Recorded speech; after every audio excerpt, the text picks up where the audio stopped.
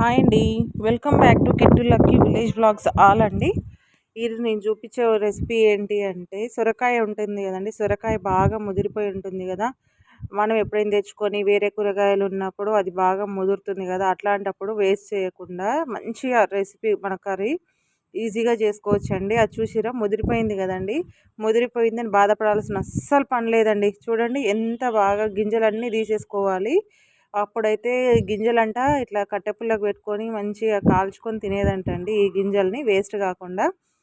కానీ ఇప్పుడు ఎవరు తింటున్నారండి, పొయ్యే ముట్టించడం లేదు కదా. నేనైతే ఆ ముదిరిన సొరకాయని ముక్కలుగా కోసుకున్న. టమాటా 2 టమాటాలు తీసుకొని ఉల్లిగడ్డలు తీసుకున్నాను. ఒక ఉల్లిగడ్డ తీసుకున్నాను నేను. ఇప్పుడు చూసారు కదా, టమాటాను ఉల్లిగడ్డను తీసుకున్నానండి. ఒక ఉల్లిగడ్డ తీసుకొని కట్ చేసి పక్కన పెట్టుకున్నాను. ఇదైతే కుక్కర్లోనే చేసుకోవాలి ఎందుకంటే ముదిరింది కదా. అయితే ఒక 2 స్పూన్స్ ఆయిల్ వేసేసుకోండి. ఆయిల్ వేసేసుకొని ఆవాలు జీలకర్ర పోపు వేసేసుకోండి. ఆవాలు జీలకర్ర పోపు వేసేసుకున్నాక నెక్స్ట్ వచ్చేసి మనము కట్ చేసిన ఆ ఉల్లిగడ్డలు ఉంటాయి కదా, ఉల్లిగడ్డలు కూడా వేసేసుకోండి. ఆ తర్వాత వచ్చేసి ఉల్లిగడ్డలు కూడా వేసుకున్నాక అవి కొంచెం వేగాలండి. వేగాక ఉల్లిగడ్డలు గిన వేగాక ఇప్పుడు నెక్స్ట్ వచ్చేసి మనం పసుపు వేసుకుంటున్నాం. పసుపు వేసుకొని పసుపు కూడా మంచిగా కొంచెం వేగిన తర్వాత మంచిగా కలుపుకోండి. చూసారు కదా అట్లా రెడ్ కలర్ వచ్చింది కదా. ఇప్పుడు దాంట్లోకి సొరకాయ ముక్కలు తీసేసుకొని మంచిగా ఫ్రై చేసేసుకోండి. సొరకాయ ముక్కల్ని మంచిగా అప్పుడే కుక్కర్ మూత పెట్టకుండా కొంచెం సేపు మగ్గనిచ్చిందాక కొంచెం సేపు ఉంచండి. ఎందుకంటే సొరకాయ ముదిరితే పనికిరాదు అనుకుంటాం కానీ చాలా మంచిగా కుక్ అవుతుందండి. అసలు మన కర్రీ అయితే సూపర్గా వస్తుంది కూడా, చాలా బాగుంటుంది. దాన్ని అయితే ఇట్లా మంచిగా ఇట్లా టాస్ చేసేసుకోండి పైకి కిందికి అనేసి. చూస్తున్నాను కదా నేను ఎలా టాస్ చేశానో అలా మీరు టాస్ చేసేసుకోండి. చూసారు కదా అట్లా మొత్తం దాంట్లో జీలకర్ర అంతా పైకి వచ్చింది కదా, అంతా మంచిగా టాస్ చేసేసుకున్నాక అప్పుడైతే సొరకాయలు మనకు పక్కన వేరే వాళ్ళు ఇస్తేనే దొరికేది. అప్పుడైతే లెక్క దొరకకపోయేది. కానీ ఇప్పుడైతే సొరకాయలు తెచ్చుకోవాలంటే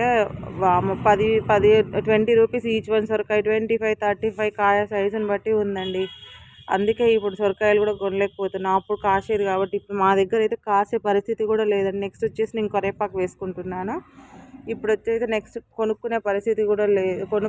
కొనుక్కోవడమే కానీ మనం పండించుకునేది లేదు. అప్పుడైతే విలేజ్లోనైతే మంచిగా ఎక్కువ కూరగాయలు పక్కన వాళ్ళు వీళ్ళు ఇస్తుంటే తీసుకొని మంచిగా వెళ్ళేదండి అందరికీ. కానీ ఇప్పుడు ప్రతి ఒక్కరు కూరగాయలు కొనుక్కోవాల్సిన పరిస్థితి.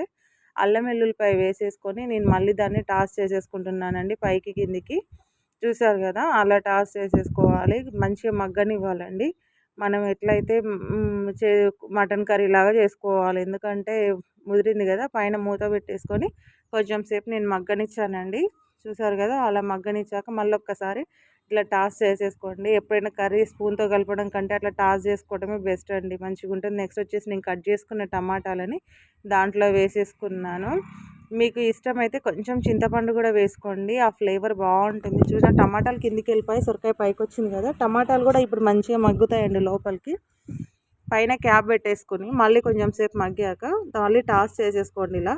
చూసారు కదా ఇప్పుడు టమాటాలు కూడా మంచిగా మగ్గాయి. చూడండి ఎంత బాగా మగ్గాయో.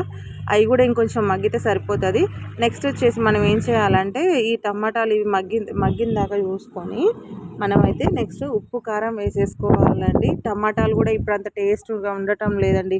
అప్పుడు హైబ్రిడ్ టమాటాలు కాబట్టి, అప్పుడు నాటు టమాటాలు మన ఇంట్లోనే పండేది కాబట్టి చాలా టేస్టీగా ఉంటున్నాయి. కానీ ఇప్పుడు అంతా హైబ్రిడ్ అయిపోయింది కదా, అందుకే అంత టేస్ట్ ఉండటం లేదు. కూడా కారం వేసేసుకుంటున్నాను నేను. 1.5 స్పూన్ కారం అయితే సరిపోతుందండి, ఎందుకంటే ఇది వెజ్ కదా. నెక్స్ట్ దాన్ని మళ్ళీ టాస్ చేసేసుకొని చూసారు కదా ఉప్పు వాటర్ దానికి సరిపడా వాటర్ పోసుకోండి. ఎందుకంటే ఇది లేతకాయ కాదు కదా, కొంచెం ముదిరింది కాబట్టి వాటర్ పోసుకుంటేనే సరిపోతుందండి. చూసారు కదా ఇప్పుడు చూడండి కలర్ అయితే అసలు ఎంత మంచిగా పడుతుందో. దీన్ని చూస్తేనైతే అసలు అంత మంచిగా ఉంది కదా. చూడండి ఎంత బాగుందో.